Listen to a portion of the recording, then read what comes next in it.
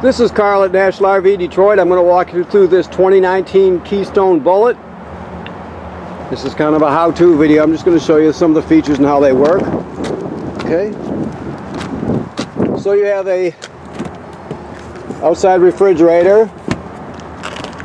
You have an outside cooktop right here. As you can see, 2-burner. Now this has to be plugged into the LP system, so you see you've got a quick connect right here, and that quick connect connects right there underneath the trailer. Alright, so you have a power awning with LED strip, outside speakers.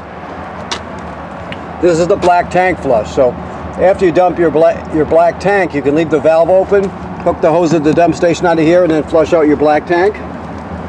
This is a service panel for your refrigerator. You don't really need to go in there. TV signal out plus power. Let's see what else we have. You have a hitch, which is a Husky centerline weight distribution hitch with built-in sway control. We'll show you how that works when you pick up. Alright, deep cycle marine battery, 2 LP tanks full. You have a power tongue jack. If this power tongue jack ever fails, you can pull this rubber plug out of the top here, use a 3/4 inch crank or a 3/4 inch socket on a drill, whatever you want to do, but you can actually operate it manually if you need to in an emergency. Okay. You have your dump hose here and a reducer to reduce it down to from a 30 to a 20 amp plug. These are your, this is the city water connection, the most common way to get water to the trailer. If you don't have city water, you can pre-fill your fresh water tank right here. You can fill it, and then when you get to your campsite, you can use the onboard pump to pump the water. So even if you don't have, excuse me, city water, you can, all the plumbing will work as though you do. Okay, a little farther down, you have your 30-foot, 30-amp power cord. That's just an outside sprayer / shower. You have your dump valves down here. Black is toilet water and waste, gray is sink and shower water. You have your water heater here. The switches are inside.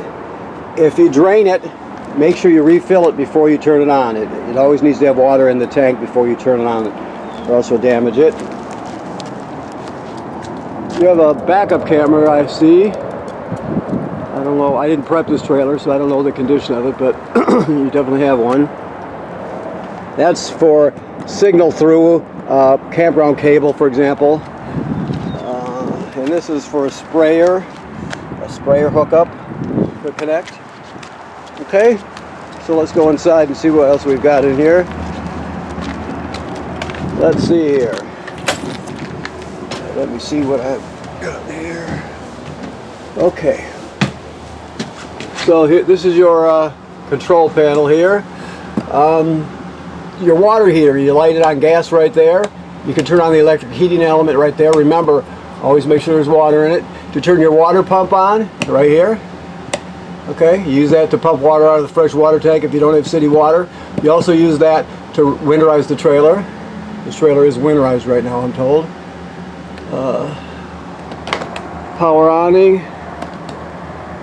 Never leave it out unattended. If you're not going to be at the camp or at the campsite, roll it in. That's your slide room control, and then you have your levels all up here. Okay, they graduate up in 1/3 increments.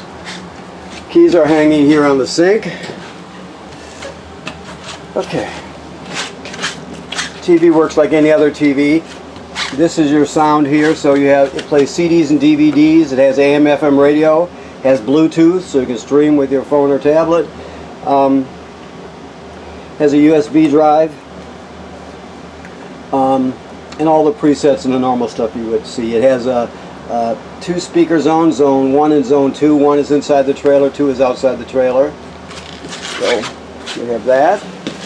Let's see what this is here. This is a hide-a-bed. So you pull the back cushions off, grab it here, fold it out, drop the legs, and you've got a bed for guests or whoever.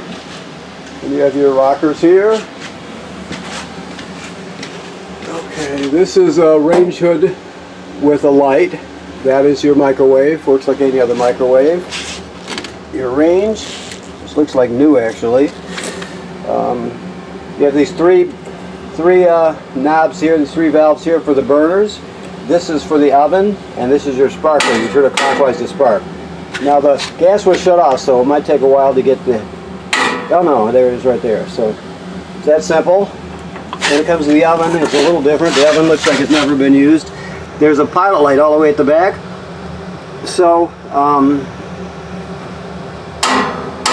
okay, so this you need a lighter, a grill lighter. So basically you go to pilot light, and then you depress it. You light the pilot light. After it lights, you still hold it for another 10 or 15 seconds while the thermocouple heats up. Then you go to operating temperature. As soon as you shut it off, though, the pilot light goes out. You have to relight it each time you use the oven. Okay. Always travel with this shut. The refrigerator is a gas absorption refrigerator, which means it works on 110 AC or LP gas. So I'll try and show you up here. Right now he's got it on gas, it looks like, yes. But you're going to want it on auto, almost always. So let's do it that way. So it's on auto right now. Auto means electric, basically. The reason they call it auto is because it automatically seeks out electricity. If it can't find it, it'll automatically light on gas. Or let's say that you're gone for the day, it's a hot day, and the campground power goes out. Well, it'll sense that and it'll automatically light on gas so you don't spoil your food. So that's generally where you're going to have it. This is called a thermistor. This is how you set the temperature. You can see the higher you go with this thing, the cooler it is. So you want it up basically as high as it goes, just like it is now. Okay. This is your carbon monoxide LP gas detector. It should always be green like it is. If it's not green, get it serviced. Also, let's see where before I go in the bathroom, this is your power converter right here. So this converts AC to DC power. So when you're plugged in to shore power, you have these 110 AC circuit breakers here, and they're all labeled, right? Then the power is converted to 12 volt DC on this side. So you got 12 volt fuses here, and they're all labeled. This will also charge your battery, so it'll always sense how much energy your battery up front on the tongue needs, and as long as you're plugged in, it'll keep it charged up. Okay?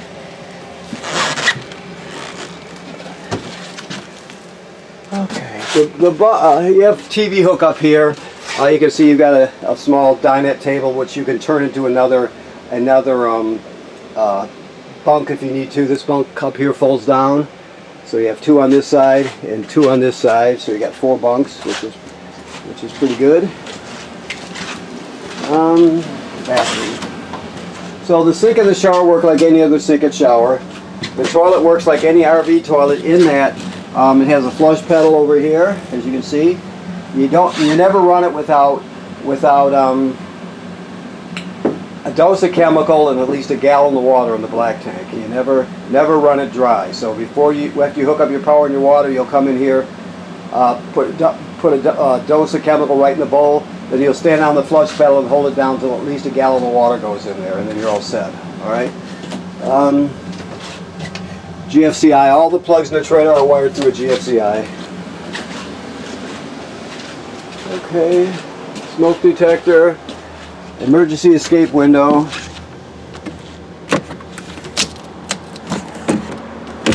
Like that.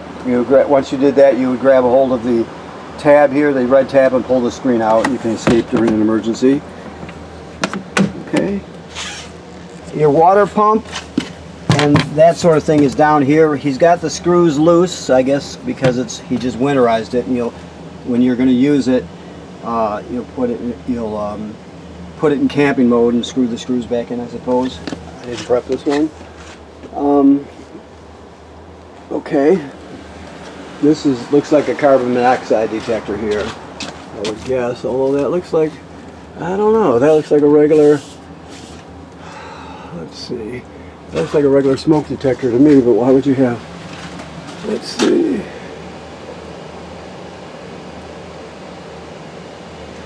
Let me go read what this one down here says. Maybe it's just LP. Let me see here. If I can see print that small. Yeah, this is just propane gas detector.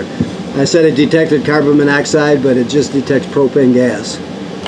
Okay? If you ever replace it, because it stops working, get the one that does both. It's the same, basically the same size, and it'll cover both. Okay.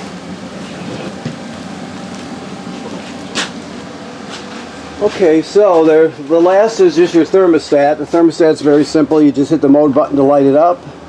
Right now we're on furnace. You just keep poking the mode button until you get to what you want. The next would be fan, which is just the air conditioner running without the compressor to circulate air, and then after that it would be cool, which is air conditioning, and then off, and then furnace. Okay, and there is some storage underneath here.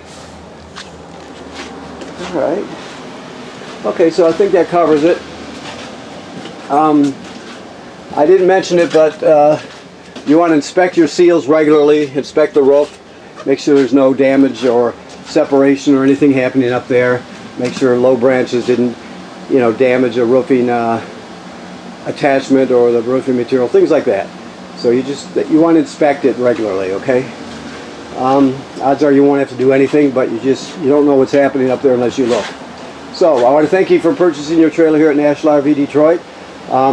Please remember to inspect the seals.